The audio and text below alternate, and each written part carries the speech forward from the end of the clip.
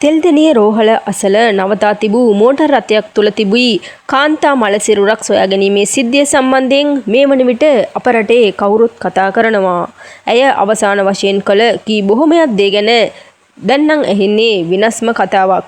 ඊයේ අනාවරණය වූ කරුණුවලට අනුව මෙලෙස මරණයට පත්ව ඇත්තේ අම්පාර මහ රෝහලේ සේවය කරන ශම්‍යා දර්ශනී නැමැති 34 හැවිරිදි බෞද්ධ චිකිත්සකවරියක්.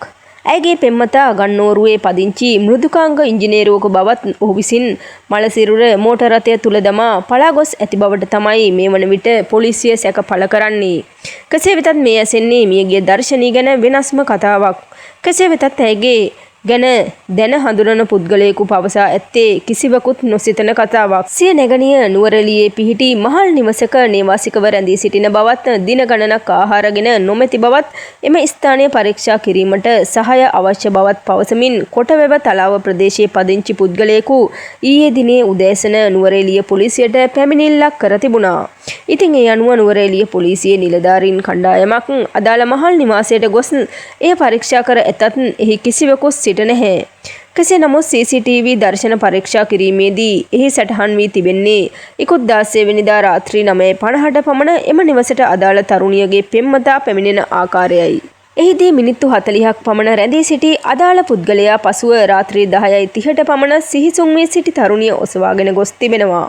අදාළ තරුණිය සිය පෙම්වතා සමග කැනඩාවට යාමේ අපේක්ෂාවෙන් රුපියල් කෝටි 1.5ක පමණ මුදලක් බැංකුවකින් හා පුද්ගලයන් කිහිප දෙනෙකුගෙන් පොලී මත ලබාගෙන පෙම්වතාට ලබා දී තිබෙනවා. ඒ වගේම මේ දක්වා විදේශගත වීම සිදු වී නොමැති පසුබිමක ණය මුදල් නැවත ඉල්ලීම මත ඇය දැඩි මානසික පීඩනයකට ලක්ව සිටි ඇති බවට තමයි පොලිසිය පවසන්නේ. එවන් පසුබිමක ඇය නුවරඑළියේ පිහිටි නිවාස සංකීර්ණයට පැමිණ ඇත්තේ ඉකුත් ජූනි 3 වෙනිදා. ඒ අතරතුර ඇය සිය සොහොයුරාට දුරකථනයෙන් අමතා තමන් දින 3ක් ආහාර ලබාගෙන නොමැති බව පවසා ඇති බවත් අම්පාර රෝහලේ මානසික වෛද්‍යවරයෙකුට දුරකථනයෙන් අමතා තමන් දැඩි මානසික පීඩනයකින් සිටින බවත් පවසා ඇතැයි දැනට වාර්තා වෙනවා. එහිදී වෛද්‍යවරයා පවසා ඇත්තේ කඩිනමින් ළඟම ඇති රෝහලට ගොස් මානසික වෛද්‍යවරයෙකු හමු වී ප්‍රතිකාර ලබා ගන්නා ලෙසයි. කෙසේ වෙතත් ඉකුත් 16 වෙනිදා සවස 4න් පමණ පසුව ඇයගේ ජංගම දුරකථනය ක්‍රියා විරහිත වී ඇති අතර ඒ අනුව ඇයගේ සහෝදරයා නුවරඑළිය පොලිසියට පැමිණිලි කර තිබෙනවා. ඉතින් මේ අනුව ඇයගේ සහෝදරයා පැවසූ තොරතුරු ඔස්සේ මෙම විමර්ශන කටයුතු ඉදිරියට කරගෙන යන බවට තමයි පොලිසිය දැනුම් දී තිබෙන්නේ.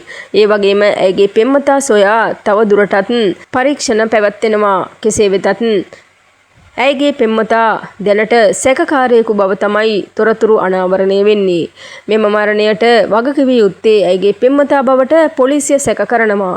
ඉතින් අපි බලමු ඉදිරියේදී විමර්ශන කටයුතු සිදුවෙමින් පවතින ආකාරය අනුව මෙම මරණය කවුරුන් විසින් සිදු කරන ලද්දක්ද කියලා ඉදිරියේදී අපට දැනගන්නට ලැබේවි. මේ ගැන ඔයාලගේ අදහසත් පහලින් කමෙන්ට් එකක් විදිහට ලියාගෙන යන්න. ඉතින් මේ වගේ රටේ ලෝකයේ සියලුම සිදුවීම් වල තොරතුරු අපි ඔයාලට අරගෙන එන්නම්. අපේ channel එක subscribe කරලා තියාගන්න.